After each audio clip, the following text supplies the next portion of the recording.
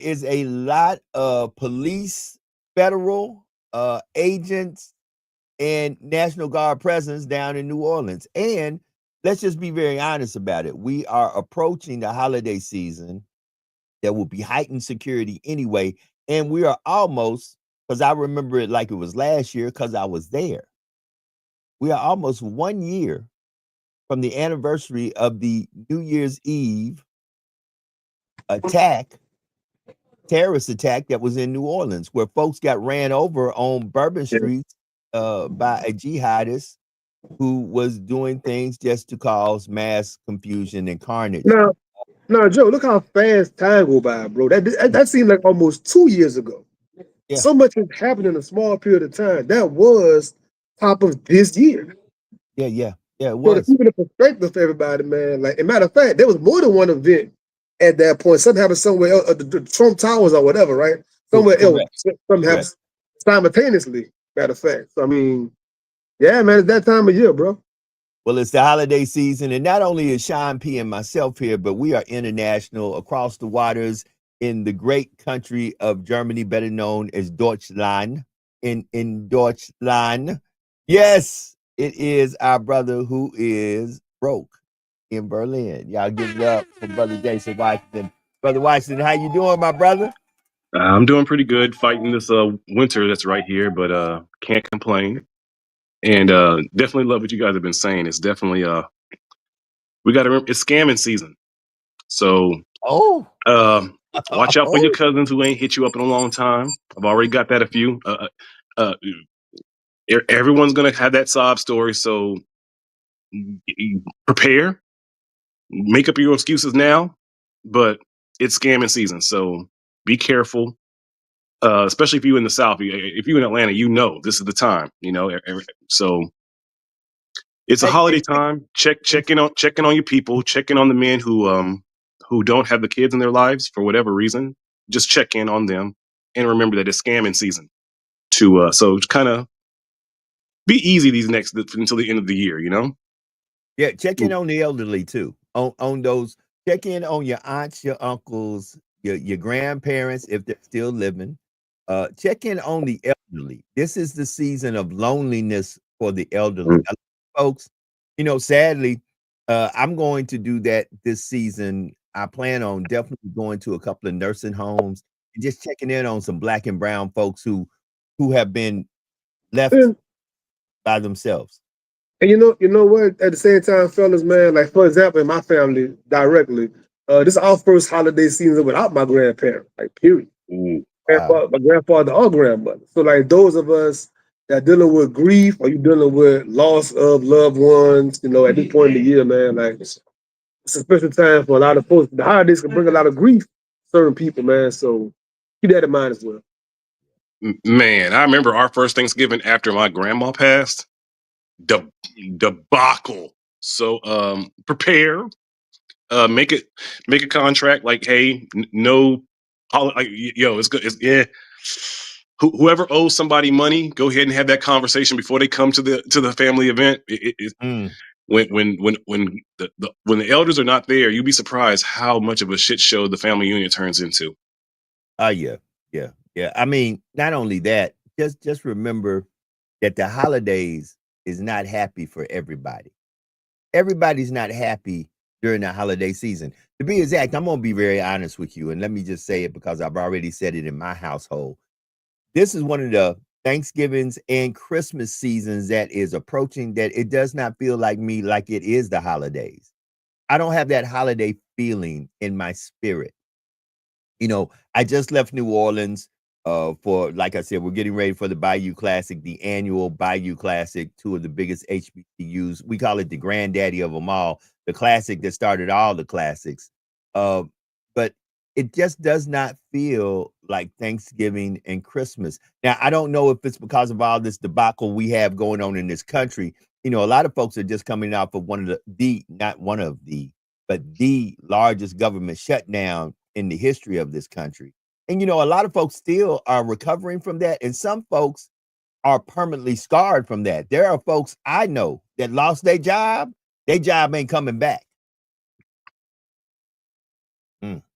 Yeah, you gotta have like somebody write like a little bit like before you come to school, like a paragraph of what they're thankful for, and then find out if you want to invite them or not. Because if it's been a tough year and a half, you might just be like, you know what, we gonna send you a plate. You just stay where you at, okay? And we're gonna send you a plate of love, but you just go ahead and stay in your bubble, you know.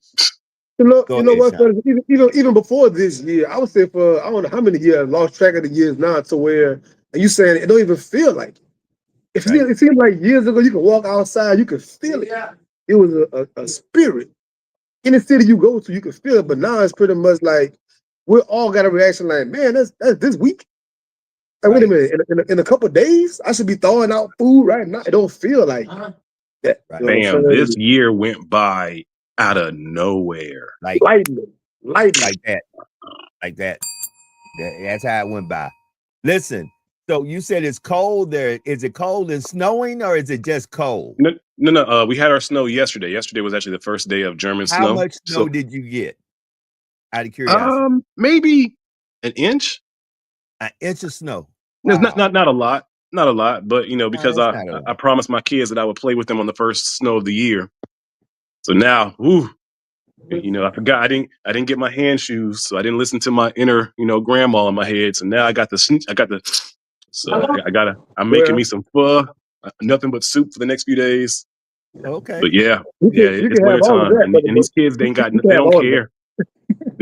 They throwing snowballs with no gloves. You got to compete. Right. I can't be like, hold on, I don't have my hand shoes. No, they don't care.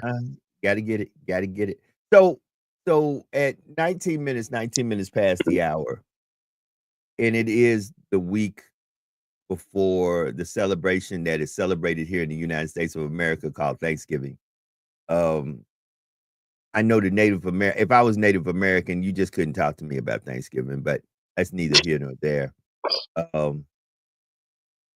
You know, family, we got to start checking on each other's mental. You know, mental health matters. And I think many a times this is the one conversation none of us really want to have, but we got to start having. Because right now, you've got to sit down and talk to men and women about their mental health, especially Black and brown men and women, because this is the season that a lot of expectations put on folks. There are folks right now that are stressing because they're asking, if I can't provide for my family, what do I do? There are a mental strain put on men to show up with gifts, to show up with certain things. There's some even let's just be honest. There are single mothers out there who don't have men in their lives that are stressing right now. How do I make this season a good season for my children? And then let's just be honest with you. This is the season that you see a lot of crazy stuff happen because people will do a lot of crazy things to make sure that there are smiles on their children's faces. Yes. As Freeway said, the philosopher Freeway, he said, when the heat stop working, then the heat start working. I'm around me a person. I love that line because it's true. When the heat stop working, then the heat start working. I'm around me a person. Like, I'm not co-signing that behavior, but the mentality of some people out there, you're gonna do what you have to do for your loved ones, unfortunately, man. And so that kind of a mindset is permeating, you know, in the atmosphere right now. Right. So listen, be careful when you're out there shopping. Be vigilant of your surroundings. Stop doing the following, especially if you live in the hood. If you listen, if you live in the hood or you live in a neighborhood where you know there are folks known to do nefarious stuff, stop buying the 80-inch 5K, 8K TVs and then putting the box out on the curb and putting the box with the PlayStation and the Xbox, the brand new, and then wonder when you leave to go wherever you got to go, and you come back home, your house has been broke into, and the Grinch has showed up because you let the Grinch know, hey, we just got some new stuff, and you know we ain't got no security system here. And you know this is a shotgun house. This is a one way in, one way out. I don't understand how you got a TV bigger than your house, but nevertheless, that's on you. I still don't understand how people park brand new Bentleys in front of trailer houses, but that's those who want to do it. So, Joe, I've been having a 10-year question. You being in law enforcement, if you ever answer me. I don't understand the phenomenon. Why in the well-to-do areas I noticed, you can just drive around in well-to-do places, they got their windows wide open, there are no curtains, There are no blinds. I can sit in my car, watch the football game. And they got their big old tree up with all the gifts, and like nobody bothers them. But in the hood, you gotta have 4 or 5 boats, you gotta have the bars on the windows, fall paper, curtains, blinds. Like, if you are in the underworld, why wouldn't I go over here? Because as you just said, you can clearly see it. You don't need to box by the road. You can see it. Everything in their house, you can look right at it. Hey, Why is that? How is that possible? Well, Sean, let's be honest. Most nefarious crooks live in those affluent neighborhoods. So understand this. Folks who are really big time crooks understand that they live in those neighborhoods that are wealthy neighborhoods. They understand that most wealthy folks don't only have big houses, they have big guns. Some of them may have private security in that house, and low hanging fruit. Once again, when you have a big house, let's say that you have a house that is 300,000 and above. And 300,000 really ain't a big house. Let's say $500,000 to $1 million house. Most folks who afford houses like that afford security systems. Not only that, they normally are in gated communities. They're not low hanging fruit. It's easier for me to break into a house that has no security system than it is a house that has a security system.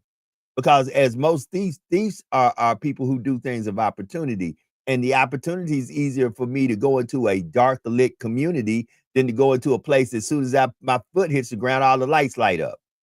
Because a lot of these rich neighborhoods, they have cameras at the front of the neighborhood, so they know who drove in, walked in. They have videos around. This is the age of videoing. Everybody can see you. Everybody can see. That's why Jamar Chase can't tell folks, I didn't spit at Jalen Ramsey. Yeah, you did. We had 30 cameras pointed at you. We caught it. Somebody caught it. But I'm saying, if I sit at my house and I say, you know what, Sean, I'm gonna take these penitentiary chances. If I go break in the house in the hood, what you really think you're going to get out of there that's worth the years you would get for a robbery, armed robbery, whatever the case might be? To do the equation mathematics, like what you gonna get out of this dilapidated house? Ain't been painted, who knows when? Hey, Sean, people got gold mines in bad casings. Listen, I've seen some cats who have in trailer homes in Oklahoma whose insides got $1 million worth of stuff. I've seen people in the projects, when you get inside, multi-million-dollar looking inside. So right, because we're not trying to get out of the projects. What we're trying to do is we're trying to live rich, be comfortable in the projects. See, here's the thing. That's why when we get and acquire wealth, we don't try to vacate our surroundings. What we try to do is, instead of us saying, look, maybe the first thing I need to invest in is a better dwelling. No, we have been permeated and primed to be consumers. So here's what the things are. Instead of us investing into our kids, we have a choice. Let me take this $2,000 and invest into my kids' education, in tutoring, in other things that make them more scholastically better, to make them smarter. Or let me buy them a PlayStation or the latest Xbox or the latest Gucci, Louis, or the biggest toy that there is. Let me do one or the other. Well, we normally go with the other. Most black families, when big money hit their hand, see, that's why everybody's tripping on these $2,000 checks Trump's talking about. Oh, Trump's going to send us because guess what? Trump knows if I give you a $2,000 check, all you're going to do is give it back to me. You're going to help my friends. If I give you $2,000 of the government money, you're not going to take $2,000 of the free money the government gives you and invest that money to flip it and make it turn into $2 million to all of a sudden rise out of poverty and be better. No, what you're going to do is you're going to give my wealthy friends the $2,000 of taxpayer money of the hardworking folks. Once I give it to you, you're just going to give it to one of my wealthy friends and make them wealthier. Yeah, even if you made it $10,000, if you gave everybody $10,000, the system of white supremacy works so well. About 90% of that would be back in their hands within a month. There'll be about 10% of brothers and sisters who do something different with it. But if you gave $10,000 to every black person, even if they weren't FBA, just everybody black, within 1 month, it's back in the hands of the people who own everything. See, and that's why I hate to say it, family. You know, reparations, we talk reparations, but I believe some of us are so brainwashed that if they did give us our reparations, we just give it right back. You know, we got to do reparations like Neely Fuller said. It can't be like in a cash lump. It has to be education now is free. Universities are free. We get housing that we can't move from. For like you get a house and you get a place to actually like set up. It has to be reservations as that as you get job opportunities. You get a chance to get tax breaks because like that's how our reparations has to look instead of we just asking for a big lump sum that's going to go right into the hands of them anyway. There's no reason why we shouldn't be able to have a conversation at the table and figure out how to get education for black people free. There's no reason why we can't propose that. Well, speaking of reparations, well, the sad thing is, and you know, yesterday I rolled a whole press conference. We have a lot of black and brown folks who are highly intelligent, very wealthy. When I say wealthy, let's just be honest. There was a lot of black and brown folks in that room who have acquired wealth, real wealth. I mean, there are folks who are making $250,000 a year. And understand this. And I see that Broken Berlin had to take off for a second, probably because he had to get himself straightened out with his cough. But listen, and I'm gonna bring him back as soon as he jumps back in the green room. You know, there are folks out there, you got to understand this. I was in the room with folks who are millionaires. However, a lot of black and brown folks who are in their 30s, 40s, and 50s have never made more than $18,000 a year all their life. They can't name a year that they have made working a regular 9-to-5 more than $18,000. I want that to sink into some of y'all. And take $18,000 and divide it by 12. That's how much money they make a month. Take that and divide it by 4 and see, could you live off of that a week? No. Joe, I'm seeing so many articles right now about in the whole U.S., you pretty much can't get a 2-bedroom, 1-bathroom, nothing on a single income. For the most part, a lot of people. So many articles about the price of a turkey is going up 40% versus last year. So many articles about just housing and whatnot, man. Like the average person I know got 2 or 3 jobs. The average person I know I talked to got more than one job. But watch this though, Sean. And Broken Berlin will testify. Both of y'all will testify. Not too very long ago, there was an election and there was a campaign to the election where one Donald J. Trump and one J.D. Vance was against Vice President Kamala Harris and her running mate. And still to this day, you have people who will look you dead in the eye and say, we put the right person in office. I call bull fracking-nackle when it's bull fracking-nackle. That's bull fracking-nackle. And we see that, what's her name? Friday has pretty much she gonna step down, she's gonna retire or whatever.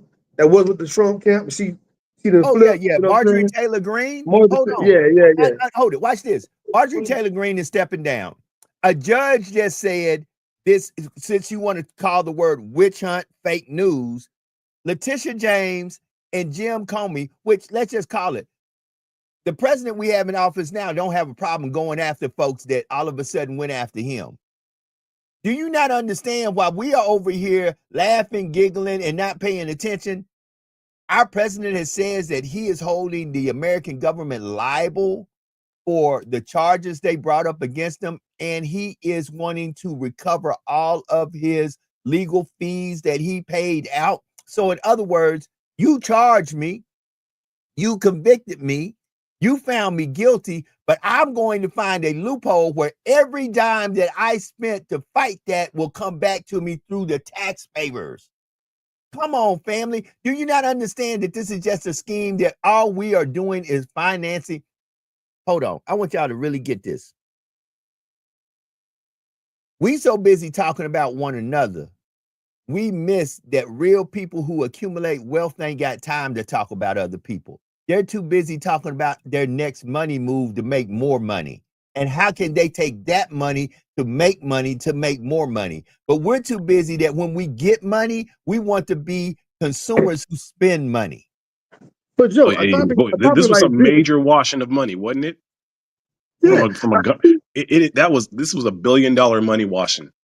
But brothers, a topic like this, the reason why when that whole sport betting thing come up with the NBA players and Chauncey Billups, we're talking about small fish, man. These other folks with these suit and ties doing way more things with the money, insider trading and all kind of talk.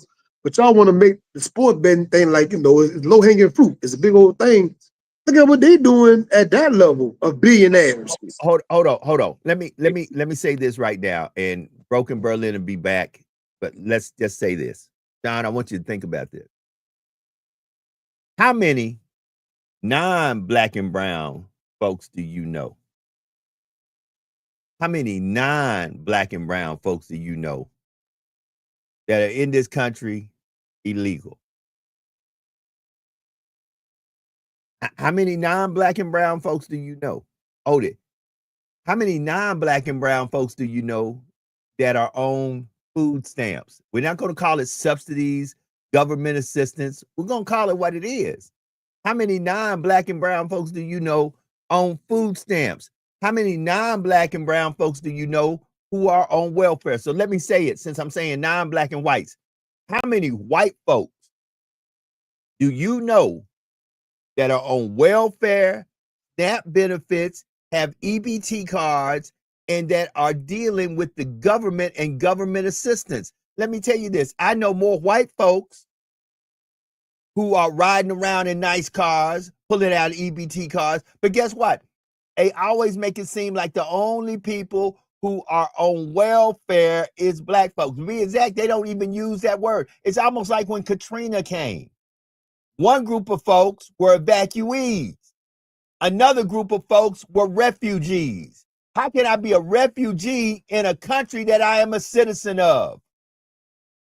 They love playing with words, man. They love playing with the alphabet soup, playing with schematics, you know what I'm saying? They love playing with syntax. They're going to play with them words, man. We're not going for it, though. We're not going for it. We reading over here. We're not going for it. I mean, that's the point. Reading is fundamental and words matter. See, that's the point. That's why you got to watch what you say to one another. You got to watch the things that you propagate to one another, because the words that come out your mouth carry weight, even if you feel like you just a clog in the wheel. No, you normally will be what you say.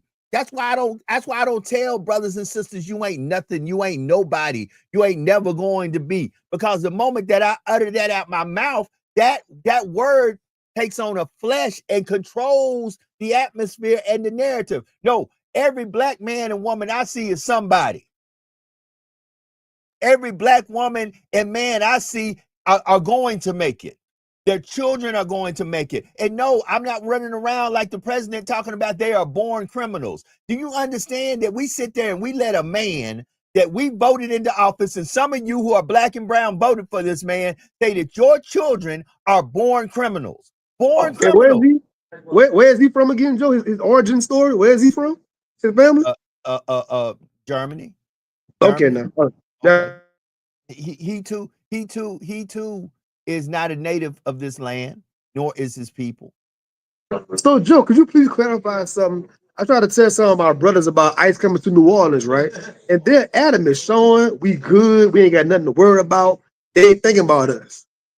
I hate that kind of thinking, because it's like, if you watch somebody, okay, me and Joe together, right? Somebody do something bad to Joe. I can't feel exempt, like, man, that's just Joe. What's to stop them from looking at me like, wait a minute, who's this Sean P guy? Okay. So whenever it happens to somebody else, we got to internalize it like that same thing can happen to us tomorrow in a flip. You know what I'm saying? Listen, folks, I say this, say it often. Pay attention. Pay attention. What may be black and brown Hispanics today may turn out being black and brown brothers and sisters tomorrow. Easy. At the end of the day, it is a dogmatic system. As soon as I figure out a way that I can do it to one, I can do it to all.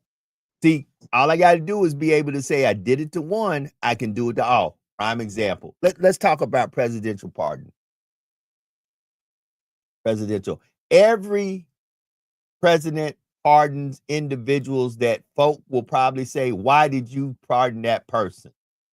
The power of a presidential pardon is a monster because it comes with no ambiguity. It comes with no strings attached. And once I pardon you, that's it. You can't come back and say a word. Prime example. Let President Barack Obama. Oh, I had to straighten up for a second, Sean, because this is going to hurt some folks.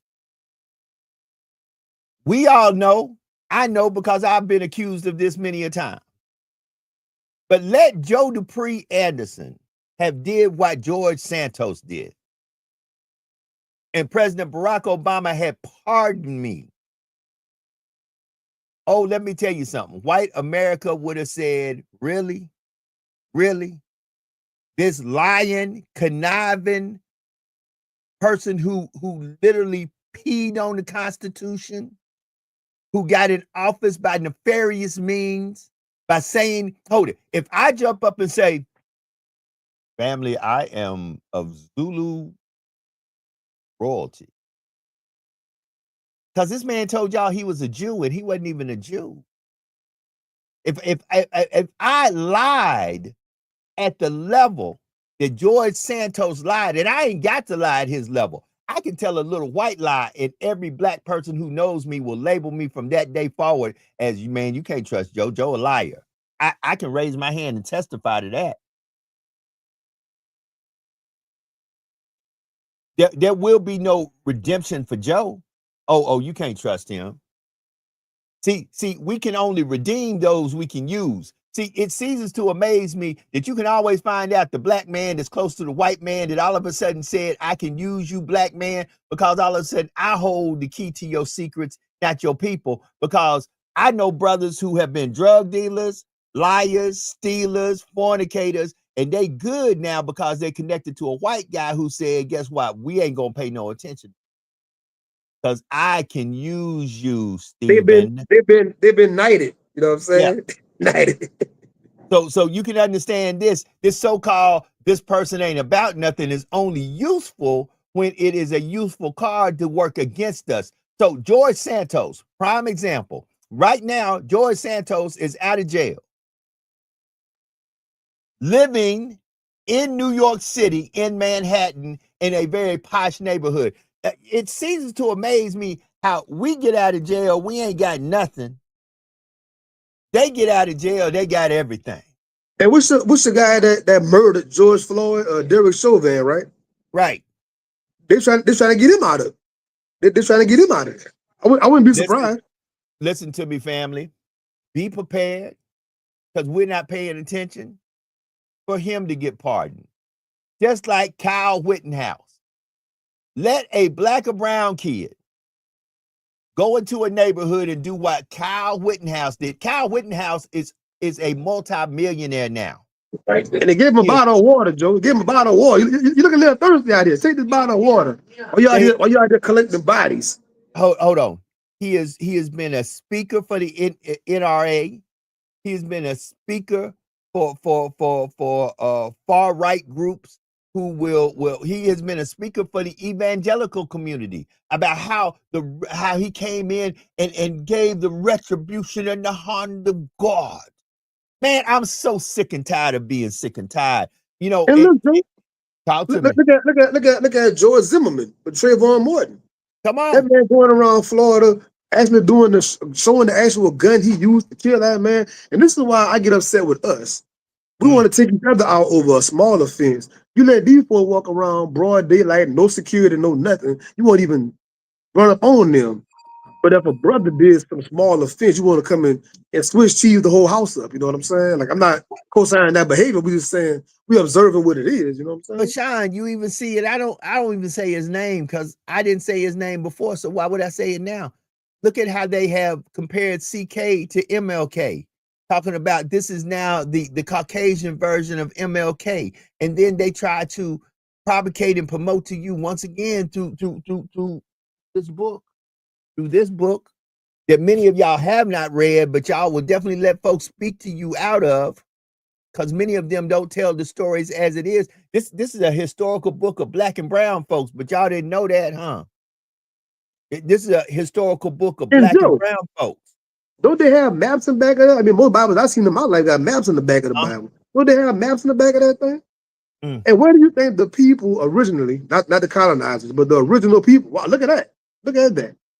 What do you think, who do you think those people are in those places at that time? Not now, but back then, who were those people? Look at the names, Joe. Look at the names of these people in that book. When you read those names, that's our people, bro. Come on, man. Hold on. Better yet, even if it wasn't our people, let me tell you something. I myself, as dark as I am, have spent some time in the motherland. And when I myself was in Somalia, Egypt, when I myself was in the Ivory Coast, South Africa, I myself, when that sun finished with me, did not look like myself looks now. So you can't tell me that if you may have showed up one way, that's the way you were when you left. Now, come on, Joe. Both of us military guys did a lot of traveling. I didn't cross the equator like twice, all that. I'm nice and crispy. When I come off that 6-month deployment, I'm nice and brazen. You know what I'm saying? 15 minutes to the top of the hour. This is all simple geography, man. Simple geography lesson, man. Simple geography. I mean, at the end of the day, what we have to understand, and I think what we need to realize, and I'm just asking folks to be more cognizant, to pay attention and stop falling for the okie doke. At the end of the day, stop saying what you're not. If you start telling your own people they ain't nothing, they ain't never be nothing, y'all ain't never going to accomplish nothing, then guess what? The words that come out your mouth carry weight and all of a sudden set the atmosphere of what is going to happen next. I never say that. You know a good self-practice, Joe? Let's say I put up to an establishment and the cashier behind the thing is kind of having the attitude, whatever it might be. I tell myself, that's my sister. That's your sister, Sean. No matter what you're doing and saying right now, that's still your sister. I keep myself in that frame of mind to be able to respond to Carter. That's your brother, Sean. That's your brother. And we got to have that more of a spirit of that, no matter, because every family, better Thanksgiving, right? Every family got their share of whatever in the family. You know what I'm saying? Hold on. I'm going to say something. Now, some folks know, some folks don't know. Some folks probably think, well, that don't make sense because this is all this brother do. In my jobby job, I had a young man say this to me. I did not know that he paid attention to this, but I saw this man. I've been in my job now going on 8 years. 8, 5, and 3. Let me get my fingers right. 8 years. Okay. I've been in the capacity of a law enforcement officer working in law enforcement, either in corrections or police, community policing or policing. 8 years. Had a young man say this to me. Saw him, interacted with this young man 2 years ago. Saw this young man about a week and a half ago. Here's what the young man said to me. Thank you for your words of encouragement in the darkest time of my life. I looked at him. I said, what are we talking about, bruh? I said, he said, remember when I came to class and I was high and I had dope on me and y'all put handcuffs on me? I said, yeah, I remember that because you really wild out. He said, you were the only person that when they slammed me up against the wall, he said, guess what you said to me? I told him, I really don't know. He said, you told me, hey, man, things are going to get better. It's going to be all right. Now, hold on. He was with some other young men. One, he said, yeah, I know that's how Unc is. Unc put cuffs on me one time too and said the same thing. Hey, man, it's going to get better. See, something that is you ain't got to pretend it's you forget it's you, because you just do it every day and it's your routine. I started sitting down now and I had to start reviewing, and I reminded myself, I subconsciously told myself, if I'm going to take on this occupation, I'm not going to be officer friendly. I'm going to be that real unk. And even And though Joe, I may have to enforce the law, when I Joe, enforce it, I'm going to tell you a word of life to let you know that trouble don't last always. now But Joe, I'm guess what? going to say to you the following. Hey, bro, you broke the law. I am an enforcer of the law, and you have the right to remain silent. But after I do everything that the law tells me I have to do, I'm going to remind you on my way out or before I leave your presence. Hey, young blood, it's going to get better. It's going to be okay. Trouble don't last always. And guess what, Joe? You sometimes say you haven't gone to church, the establishment, in a while, right? But you just displayed in that conversation with that brother, have a brief that was church, Joe. Well, We are the walking embodiment. For some people, all the church they getting is out of our mouth for 20 seconds, 30 seconds in passing. That's all the church they gonna get is us and how we live our life. Don, You know let what I'm me saying? say something. I can't say that statement no more, because Sunday, my better half convinced me, because I knew in my capacity of the job I asked to be in. See, there's one thing to be put in a job, it's another thing to request a job. That's a message for all you brothers out there who get on one knee and ask a woman to carry your last name. So, carrying, when you decide to be somebody's husband, when you decide, because nobody put a gun to your head and made you, but when you decide to go ahead and take on the obligation of being a husband, a father, or being the man of the house, sometimes you have to decrease that everybody in the house keeps a smile on their face. Now, Joe, speak on the responsibility of that, because some people think if you just shack up for 15 years, it's no different getting that piece of paper. Well, But the obligation and the responsibility you're talking about, unless you've done it before, a person can't even relate to understand the hey, difference so in that. Sean, I am, and I don't know if people really know my mental capacity lately when it comes down to commercial religion. It took everything in my moral and fiber being to prepare myself Sunday to walk into a house of worship. And regardless of how beautiful that house was, regardless how big that house was, I'm not there for the ornaments or the decoration. I'm there for the spiritual food. And once again, I sat at a table and watched people get served, and I couldn't eat anything that was put on the plate. And I was there literally as decoration to keep somebody happy that I love. And I realized that I got to do better, because you can fool some of the people some of the time. If you're good, you can fool all the people all the time.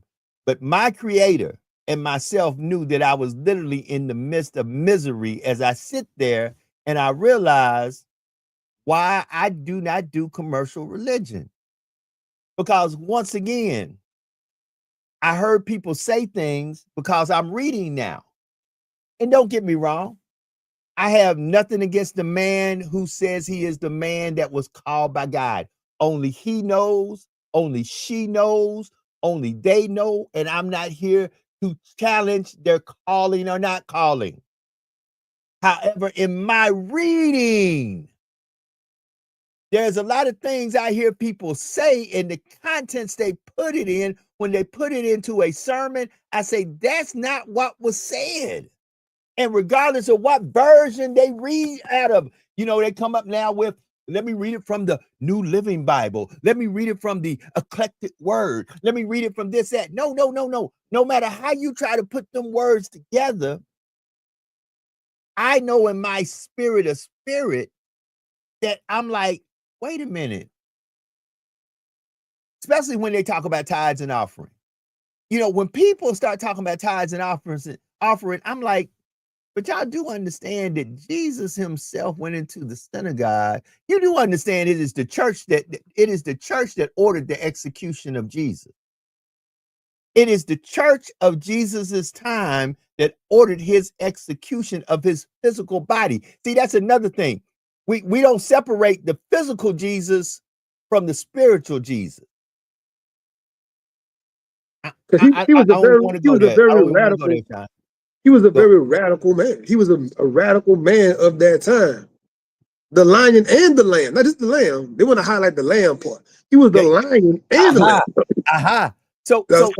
So understand this. And this is another thing when I sit around people who talk wealth and prosperity and money, especially when they try to do it under the auspice or the covering of the church or religion, because it's not spirituality. I always remember, because I had to read this story time and time again, and then I had to do my research behind the reading. As a PhD student right now, I learned that you don't only read, but you need to research behind the reading. Hold on, child, and I'm gonna let you talk, because we might do a little overtime. One thing I found out was one of the most powerful pieces of scripture in the Bible is when there was a rich ruler who had attained everything that he had desired on this planet, except the favor and the following of Christ. See, sometimes money won't get you favor, friends, or followers. Let me hit that again. Sometimes money will not get you favor, friends, or followers. And he had rolled up in his chariot, in his ancient version of a Bentley Gazora. He rolled up on the Bentley up to Jesus and said, "Hey, man, I've been watching you. What must I do to get what you got?" And Jesus' response was so beautiful. But now folk don't preach what Jesus said. Jesus said, "Man, all you got to do is let go of everything you got and follow me." And watch this. And then the plate was set, because he had already said, to follow me. You're really not following me. You follow me as I follow my Father, the Most High. So watch this. That young rich ruler started evaluating, so I'm going to lose the palace, and I'm going to lose all these honeys and all this money. No, man, I'm good. Guess what? You keep what you got. Because if I got to lose all this to get your friends, favors, and followers, I don't need it. See, you got to understand the cost. But see, we too busy trying to tell people the more you get, the more it shows what God has for you. Wait a minute. Riches and earthly possessions don't equate that God is on your side. Understand, the 5 wealthiest families on this planet believe not in the same God that you go to church and worship on Sundays and Wednesdays and Thursdays, or whenever you have midweek Bible study. But see, understand this. If we were really pushing the spirituality growth of Jesus, guess what we would figure out how to do? We would stop taking collections up every time we're inside the house of God. Understand, we would find a way. Because guess what?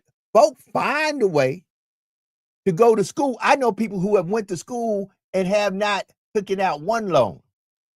I know folks who don't owe nothing because they have found a way to either work their way through school, Pell Grant their way through school, grant their way through school, that they didn't have one penny come out they pocket, and they got the same degree that you got hanging. Well, right now you in $340 thousand worth of debt, while they walking around with a smile on their face, talking about, ooh. See, because where there's a will, there's a way. But the problem is some of us is too lazy. So what we do is we loan ourselves into higher education, and we become a part of this system that completely puts us in a place where now you are not only a degree having person, but you are a degree having person in debt. And Joe, now you in debt. And he just said last week, these people talking about how many jobs are not professional jobs anymore. Well, guess what, Joe?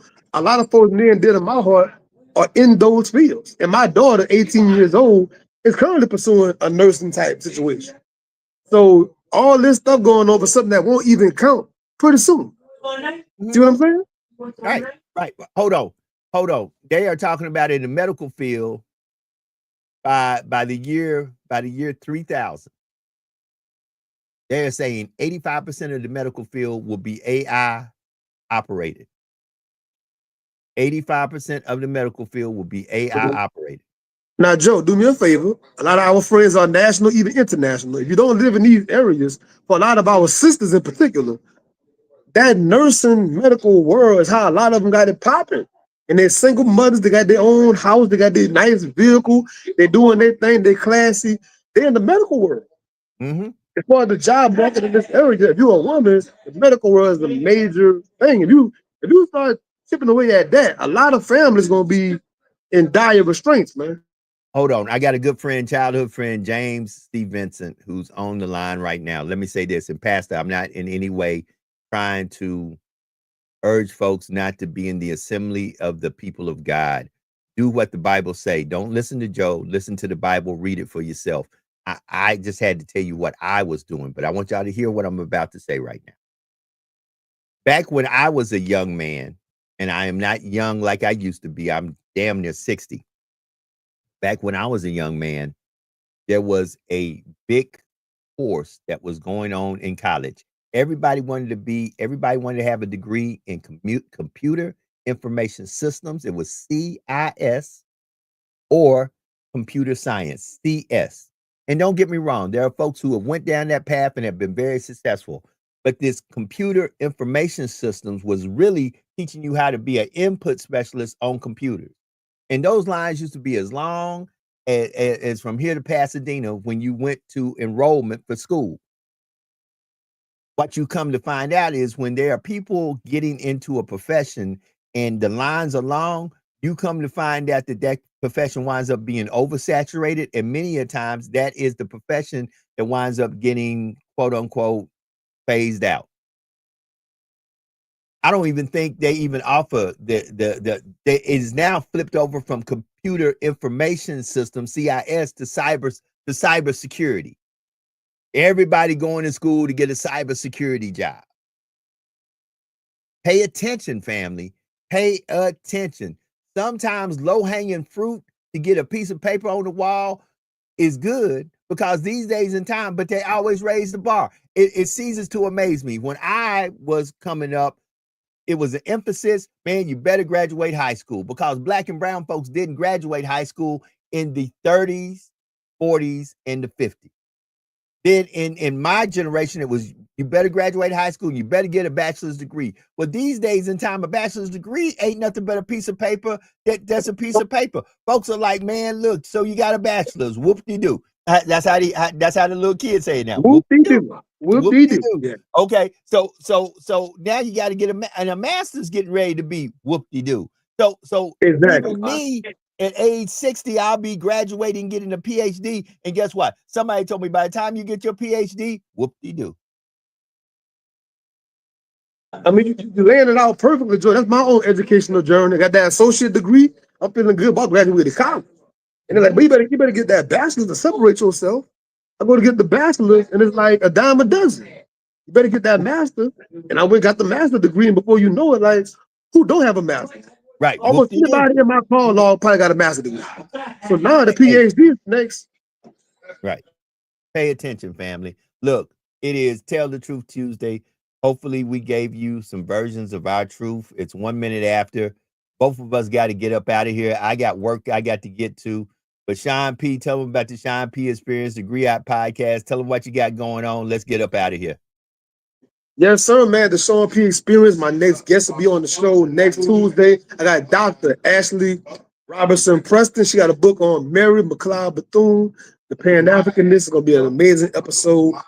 Next coming up Sunday at 3:00 p.m., the Griot Podcast. This is our 1-year anniversary of our own Black-owned magazine, Joe. Our Black-owned magazine, a selling magazine, the 1-year anniversary. I'm responsible for the movie reviews, TV show reviews, and music entertainment section. That's my personal section, but check out the Griot Podcast next Sunday. You don't want to miss it. That part. Listen, y'all support my brother Sean P. Love that brother. We'll be back tomorrow. Tomorrow will be our last broadcast until next week. To be exact, we may not come back Monday. We may be back on Tuesday. But, you know, I'm getting ready to be a part of the festivities called the Bayou Classic down in New Orleans, the 52nd annual Bayou Classic, where the Southern University Jaguars meet with the Grambling State University Tigers. And we have a big gathering of friends, family, food, fun, and football and fellowship for a weekend in New Orleans. So you'll catch me at NBC Sports. You'll catch me on the sidelines. You'll catch me all over the place. Be safe. Be blessed. Tomorrow will be our last broadcast before Thanksgiving and the Thanksgiving weekend and Bayou Classic and all that good stuff. The holiday seasons is up on it. It don't feel like it, but it is what it is. For me, it doesn't feel like it. It may feel like it to you, and if it does, I applaud you. For me, it does not feel like the holidays, but that's just me. Check on your friends, your family. Check on people's mentals. Let me get up out of here as I always do. Listen, be better today than you were yesterday. Do something today to bless somebody in some way that there's no earthly way they could ever pay you back. And always remember that there is no secret what God can do, what he has done for others.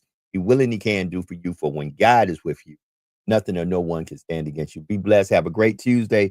We up out of here. Peace.